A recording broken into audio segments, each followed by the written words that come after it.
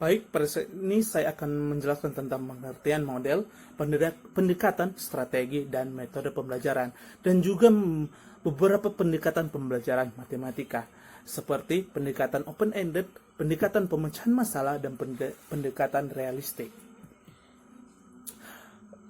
Kita masuk dalam mode pembelajaran. Mode pembelajaran adalah pola interaksi siswa dan guru di dalam kelas yang mencakup strategi, pendekatan, metode, dan teknik pembelajaran yang diterapkan dalam pelaksanaan kegiatan belajar dan mengajar di dalam kelas. Model pembelajaran matematika yang lazim diterapkan antara lain model pembelajaran klasikal, individual, diagnostik, remedial, terprogram, dan modul. Pendekatan pembelajaran. Pendekatan pembelajaran matematika adalah cara tempuh guru dalam melaksanakan pembelajaran agar konsep yang disajikan dapat diadaptasikan oleh siswa. Berdasarkan sifat, ada dua jenis pendekatan dalam pembelajaran matematika, yaitu pendekatan yang bersifat metodologi dan pendekatan yang bersifat materi. Metode pembelajaran adalah cara yang digunakan untuk menerapkan rencana yang sudah disusun dalam bentuk kegiatan yang nyata dan praktis untuk mencapai tujuan pembelajaran. Ini meliputi presentasi, demonstrasi, diskusi, simulasi, laboratorium, pengalaman lapangan, brainstorming, debat, simposium, tutorial, dan penemuan, dan juga ceramah. Strategi pembelajaran.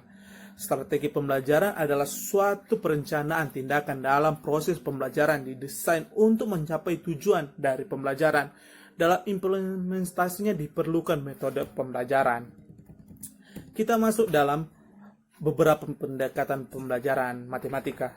Yang pertama adalah pendekatan open-ended. Dalam pendekatan open-ended merupakan suatu mode pembelajaran di mana pada proses yang dimulai dengan memberikan suatu masalah kepada peserta didik, masalah yang diberikan memiliki lebih dari satu jawaban yang benar. Masalah yang memiliki banyak jawaban disebut dengan problem open-ended. Jadi, jika ada satu masalah dan masalah itu banyak penyelesaiannya, itu adalah open-ended. Contohnya, jika seorang guru memberikan soal kepada siswa-siswanya dan ada beberapa siswa yang mendapatkan jawaban yang benar tapi berbeda-beda penyelesaiannya, jadi itu adalah soal open-ended. Jadi open-ended ini adalah masalah tapi penyelesaiannya ada lebih dari satu. Kita masuk dalam pendekatan pemecahan masalah.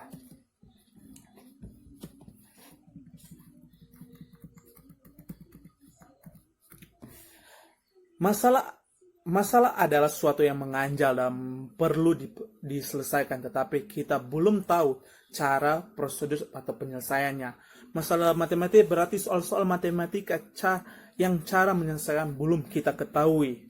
Dan di sini bagaimana proses memecahkan masalah? Di sini ada 4 poin yang harus kita ketahui untuk memecahkan masalah. Yaitu pertama, kita harus memahami masalah itu tersebut. Dan kedua, kita harus merencanakan penyelesaian masalah. Jadi kita harus merencanakan bagaimana kita bisa menyelesaikan masalah ini. Dan ketiga, melaksanakan rencana penyelesaian masalah. Jika kita bisa merencanakan masalah ini, pasti kita bisa menyelesaikannya. Dan keempat adalah kita memeriksa kembali masalah itu. Kita masuk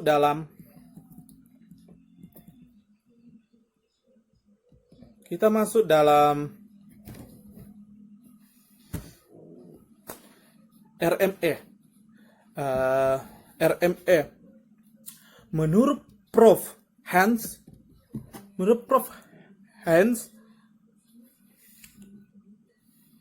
bahwa dalam pembelajaran matematika perlu upaya agar siswa mempunyai pengalaman dalam menemukan sendiri berbagai konsep, prinsip, dan prosedur dengan bimbingan guru, seperti yang ditemukan oleh Prof. Hans bahwa matematika merupakan aktivitas insani dan harus dikaitkan dengan realitis.